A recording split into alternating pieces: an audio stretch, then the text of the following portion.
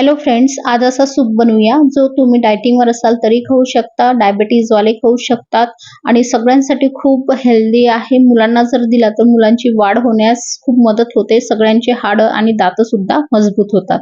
तर चला मग सुरू करूया।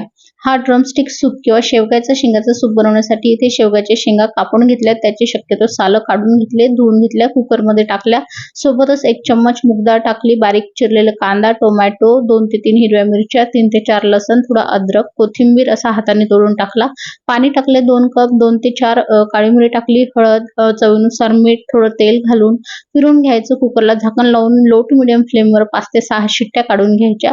शिट्ट्या काढून झाल्यानंतर कुकर थंड झाला की याला एका चाळणीवर गाळून घ्यायचं, म्हणजे खालचा जो गर आहे, म्हणजे जो सूप आहे तो आपल्याला चाळणीतून अशा प्रकारे दाबून दाबून काढून घ्यायचा। या सूपला तडका देण्यासाठी पॅन मध्ये थोडं तेल घालायचं, थोडं जिरं हिंग टाकून सूप टाकायचा।